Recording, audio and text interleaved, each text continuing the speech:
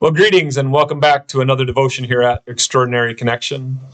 I am Pastor Devin and I serve as pastor at Romeo United Methodist Church, and I'm glad that wherever you may find yourself at this time on this day, that you're able to take these few moments to spend with me, to spend it as we look at God's Word.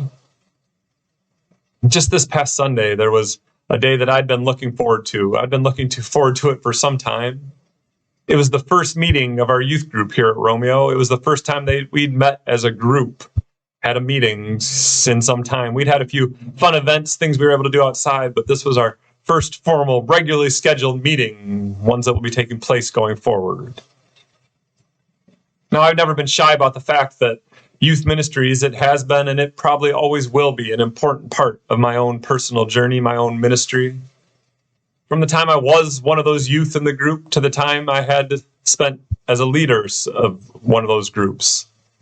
And now to my time serving as pastor, there's just something about youth ministry, something that gets me fired up for the Lord when it comes to serving with youth. And as with any group getting together for the first time, I wanted to take a little time to find out about those students, what makes them tick, who they are, what their interests are, why they're joining us for our meeting. And I always like to throw that last question in there because I'll get varying answers, but more often than not, one of them at least will be completely honest with me, and they'll say, "I'm here because my parents said I had to come." And you know what? I'll be honest with those students and I'll tell them, that's not a bad answer at all. Because over the years, I've had many students walk through the doors of the youth room strictly because their parents made them do it. Parents said they had to come, they had to be there as a part of that youth group. But one of the most rewarding things to watch happen is that when those students that were forced to be there, when those students, they slowly, but it seems surely, they start to transition. And they start to become those students that are regularly asking me, what are we doing at the next meeting? What games are we going to play? What snacks are we going to have? You remember to get more cookies, right? They want to know when the next fun event is going to be taking place, something that they can invite their friends to. Those students, they start to change. They're no longer forced to be there. They are choosing to be there. And watching those students go from being forced to attend to those who want to attend, it is a very rewarding part of youth ministry. And I came across this video this week, and it seemed just too perfect not to share it with you. So I'm going to go ahead and have you watch this here. Go ahead and watch this with me.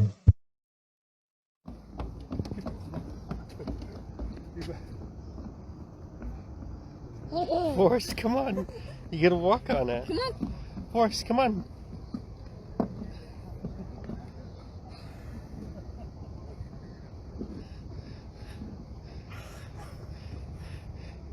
Come on, Forrest. He's gotta climb back over.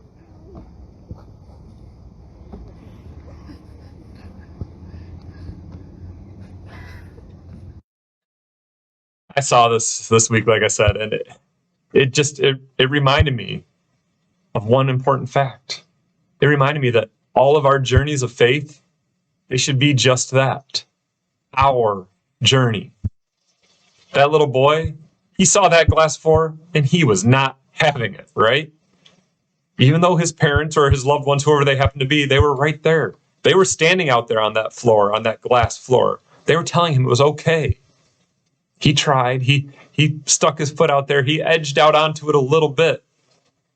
But in the end, he said, "No way." And he went in the opposite direction. And you know what? I give that little child, I give him a lot of credit. He wasn't comfortable. He didn't feel safe. He wasn't ready to take that step. And he didn't. Can't that experience, can't that very thing also apply to each and every one of us? No one can make the choice for us. Not our parents, or our siblings, or our friends, or our pastors. Each one of us has to make our faith our own. And sometimes we might try taking that step forward, stepping out, only to find it pushing us a few steps back because we're not ready. We're not ready to make that leap of faith yet. And while that's true for each of us, the other important aspect is that we need to be cognizant of that. We need to be respectful of that in others' faith journeys as well. Just yesterday, Pastor Brian, he encouraged us to make that invitation, to offer that invitation, to invite others to come and see what it is to experience God's presence, to come to church with us. And I wholeheartedly agree with him. Don't get me wrong. We need to extend those invitations. We need to invite others, to welcome others. But a part of that welcome is we need to get out of the way and let God work in their lives. Because their journey may very well look different than our journey.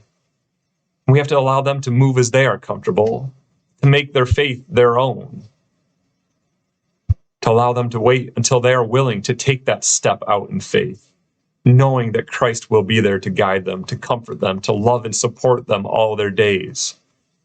They have to make that step on their own. We cannot force it on them. We can't have faith for them. We can't wish it for them or pray it for them. It is something they have to do, something they have to step out on their own.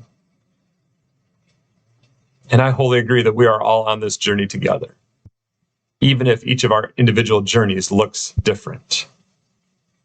And I pray that we can continue to love and support one another, that we can extend grace, we can share hope, that we can be the church to one another and to the world around us. And until next time, my friends, I pray we all stay safe, take care, and God bless.